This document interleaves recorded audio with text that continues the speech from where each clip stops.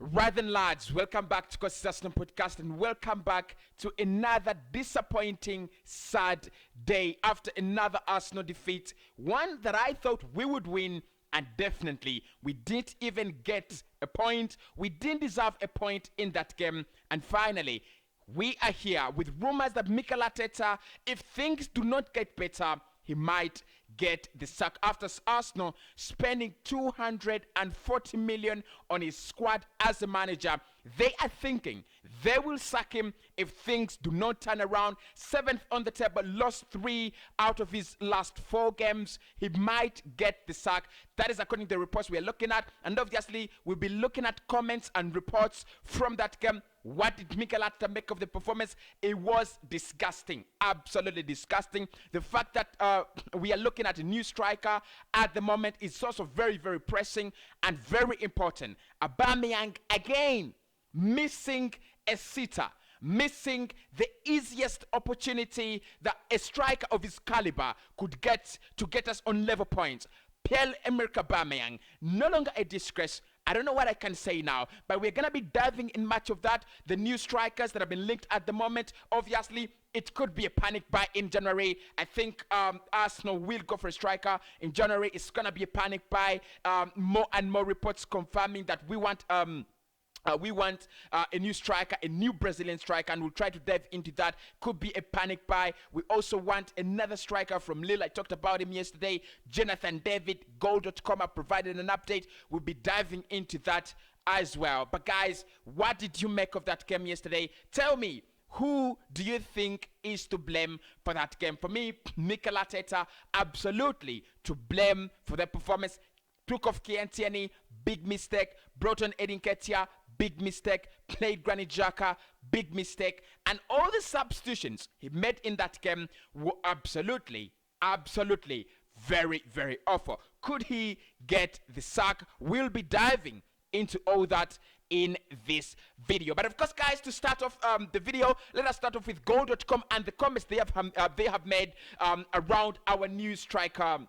A new striker situation. They have said Arsenal are long-term admirers of Lille forward Jonathan David, who is expected to move in the summer. Vlahovic is another player who has been heavily linked with the team, although sources at AFC have distanced themselves from suggestions that they are serious contenders for the 21-year-old. Of course, there, guys, I spoke about this yesterday, that we need a striker. Now, it is not that we need, it is we must get a striker. Pierre-Emerick Aubameyang there in that Everton game. Guys, you saw it.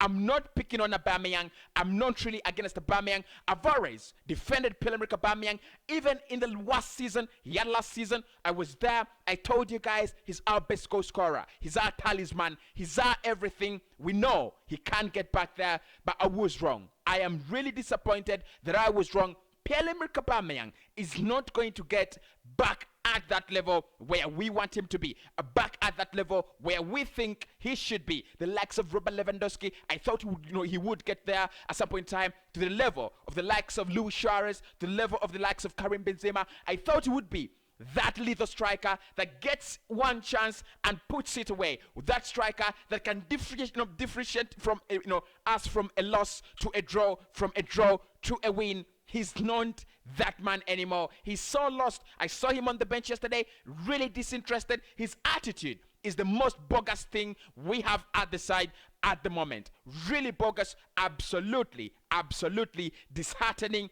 That was an absolute stinker from Pierre-Emerick Aubameyang. The miss he had, I don't know which other Arsenal player would miss that, because Gabriel there again giving him a very, very wonderful 0, just releasing him, asking for that, for that ball, asking for that, asking for Aubameyang to play him on, asking for him to just give him that ball so that we can probably get a point in that game. And you can't believe it. You just can't believe it. Pierre-Emerick Aubameyang, with all the time, with all the space, he did that. He just did that. So according to Goal.com, they have come out and said Arsenal have actually intensified their search for a new striker. And now we are looking at 2 players, Jonathan David, at the moment, who is believed to be a long-term, target for the side, and is expected to move in the summer. Lille do not want to sell in the January transfer window at the moment. They want to get Champions League football. They want to get Europa League football, at the worst. So I don't expect them to set one of their best players at the moment to Arsenal Football Club. And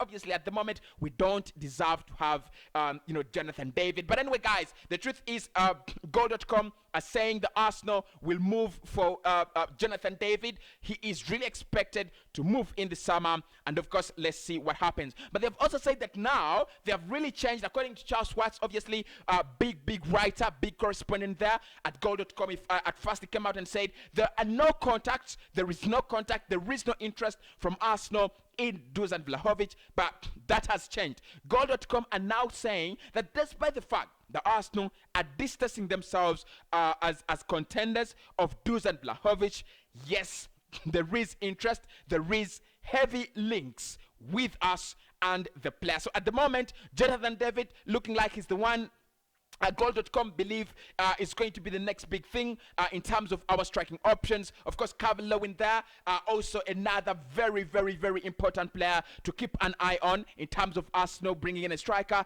as well as Dusan Vlahovic. David Ornstein has also come out. The Athletic has said that Arsenal have decided to let Florin Balogun leave on loan in January until the summer. Huge interest in the 20-year-old striker, but no decision yet made on the clubs. It could change. It could change in the coming hours. But the current thinking is that he gets senior action, which he can't get at the club so far. So that is according to David Ornstein. Obviously, we spoke about Balogun and how Arsenal were willing to let him go. Arsenal were willing to give him that opportunity. Arsenal were willing to give him that chance to go out there, showcase his talent, and maybe in the summer when he comes back, we could have have a very good striker to ourselves. But at the moment, it's going to be a January transfer loan deal where he goes, thrives, and comes back in the summer. So in terms of a striker, in terms of looking for a new striker,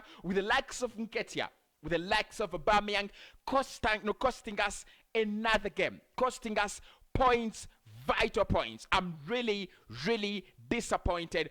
Vital points again lost in that game. I do not know what to say. I do not know how to react to that, but it was absolutely disheartening. Now, according to other reports, in terms of Arsenal getting a striker, we also have a new name being linked with us, and obviously one that is a cheaper option, and maybe one that Arsenal can actually get on an easy contract. According to the information from Marcelo Hazan, Arsenal and Shakhtar have contacted the agent of Brazilian striker Yuri Alberto to find the possibility of contracting him as soon as possible. His club asks for 15 million euros to agree to his departure. Now, as much as I know, as much as I've been looking for a lot of information around this guy, lads, look, I know Arsenal are desperate.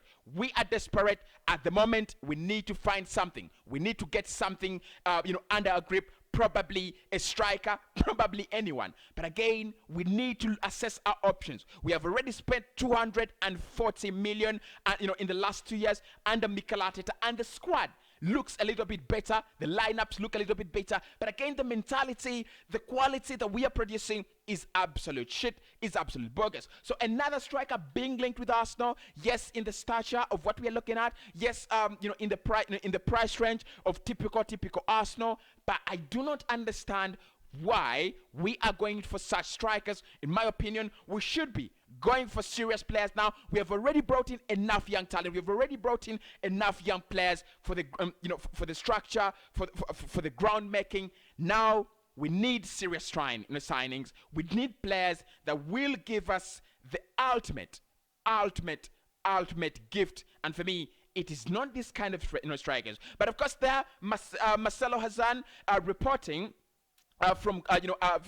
Reporting on behalf of Goal Brazil that Arsenal and Shakhtar are looking to bring in the Brazilian striker Yuri Alberto, who's 20 years at the moment. Would you love to see probably another player, come in 20 years? Look, I really love these players, but there is something lacking in the team. There is a lot lacking in this team. The defense, you can see there, it is not a shambles. Anyone would say our defense is a shambles. It's not a shambles. It's just that we lack the experience. We lack the expertise. We lack a lot, right? So Go Brazil are saying Arsenal are on their way to getting in another striker, and that could be Yuri Alberto, 20 years of age, Brazilian striker. I do not know how to react to these guys. I just want someone good. I just want someone like Lautaro Martinez. I just want someone Romelu Lukaku. I just want someone who can score the goals, who can take the chances when we get them. Yesterday, we could have got a point. We could have got 3 points. If Nketiah scores that chance, it is 2-2. If Aubameyang scores that chance, it is 3-2. And that is the difference. That is the difference. When you do not have difference makers, when you do not have serious players, that is the problem you face. Absolutely. That is what we faced yesterday. But of course, going on, guys, to look at some of the comments that were made, after that game, Odegaard on the defeat. This is interesting. He said it's a very, very hard one to take. I think it's a mindset problem. When you're leading 1-0 and you get afraid to lose the win, in my opinion, that is what we did wrong. You go for the second goal, and that was the intention, but we didn't manage to do that on the pitch. That is Martin Odegaard, absolutely spot on. Absolutely very, very spot on. He says it. He speaks facts about that game. He says the problem is the mindset. The problem is the mentality. Backward, very, very, very backward. And of course, Martin Odegaard, being one of the best players on that pitch, has the audacity and he has all the authority to speak in that way. Because again, guys, the goal we scored, Martin Odegaard, yes, he missed a couple of chances. I thought he should have scored 2 or more goals in that game. But look, Odegaard, I can't really blame him. He had a very, very good game. Partey, absolutely anonymous. Xhaka, meandering here and there. And of course, Lacazette, anonymous. Absolutely, completely anonymous in that game. But of course, when you think about the comments of Martin Odegaard, guys, you've got to believe him. You've got to be on his side. Because really, how did we let that go? How did we let go of the win? How did we let go of the lead? Similar situation between Everton and Manchester United. 2 games where we are leading, 2 games where we have to win. And what do? We slip. We let the lead slip.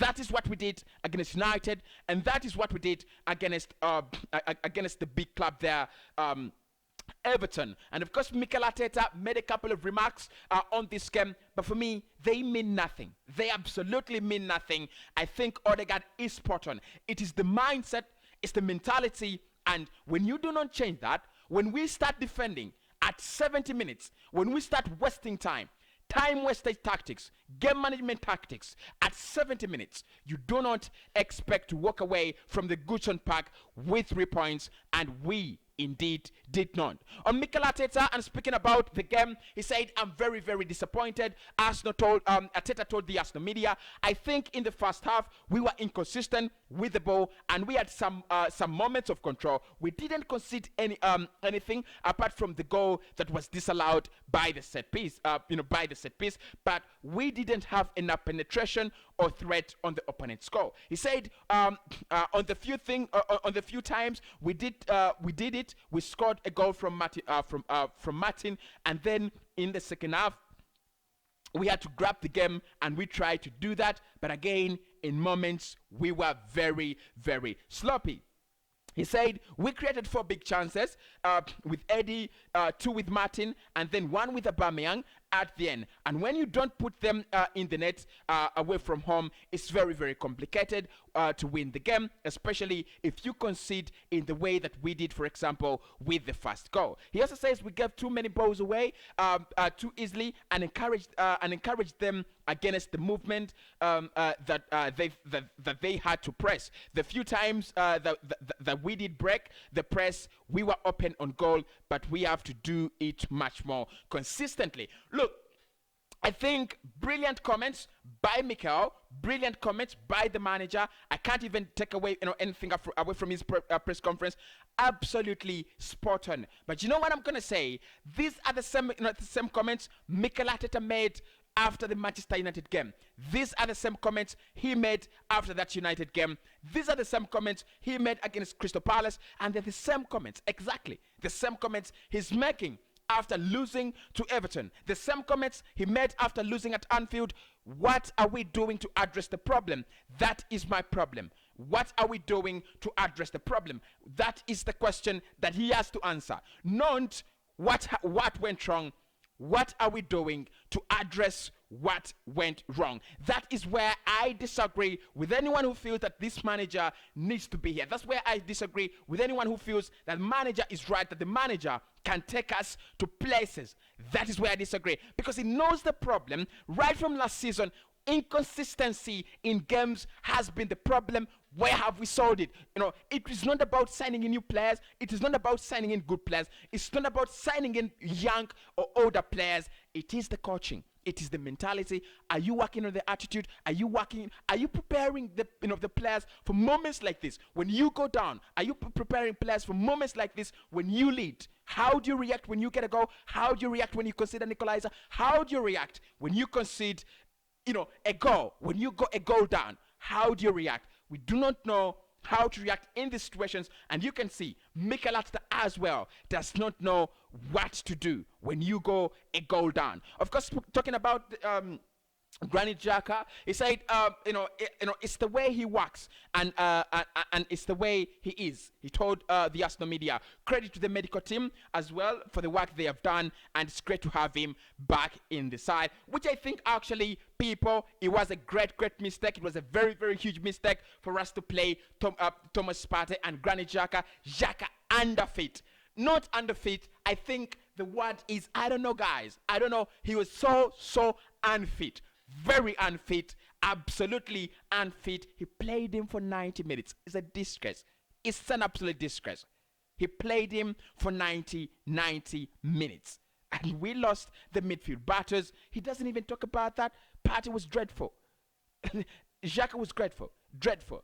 The inconsistencies we had in that game, because the midfielders we had were disinterested and disintegrated. But obviously, guys, I picked up a couple of interesting points from some of my really interesting journalists, and I would love to share with you some of these points. James Bank there saying Arsenal had a real chance to put their foot in this game after a bad first half, and they vanished from the game as an attacking force. 2 shots between the opener and the equalizer, and it keeps happening. Big questions as to why, for Arteta, as to why we always have that. And of course, big points there from James Beng. It's a question that Mikel Arteta has to address. It's a question that Arteta has to answer. Why do we disappear in games? Why do we keep on disappearing in between games? Right from the start of the second half, we disappeared, and then we only appeared when we conceded another goal. Why do we always disappear in games? Harry Simios there from the Chronicles of Vigona saying we got exactly what we performed, what our performance deserved. An opportunity missed. We were toothless in attack. Not for the first time. A number of individuals let us down, and some baffling decisions made by the manager there. That feels like a kick in the stomach. Charles Watts from Goal.com saying what a horrible couple of games we have had. 2 leads, no points. Arsenal's ability to latch from relatively smooth sailing to crisis mode is absolutely unmatched at the moment. This always looked like a big few days. Arsenal put themselves in a position to seize the initiative, but threw it away. So disappointing there from my man, the big man, Charles was. Of course, guys, so many comments there, but of course, Mikel Arteta for me, it's gonna be very hard to win the trust of Arsenal fans all over the world. He was trying to do it. He is trying to get there, and now there are reports that he might actually get the sack if things do not turn around. The club have actually backed him. 240 million spent ever since he joined the club. What has he done? 156 million in the summer. The mentality is wrong. The players are not delivering at the level at which we demand them to deliver. But of course, guys, I'm not even going to pick on the players. I think it was a bad day in office. We will get back on this later when we discuss whether Mikel Arteta should get the sack, and later when Aubameyang will be our topic of discussion, because for me, he needs to resign. If there is anything like a player resigning, he should be the first player in history to resign from his contract.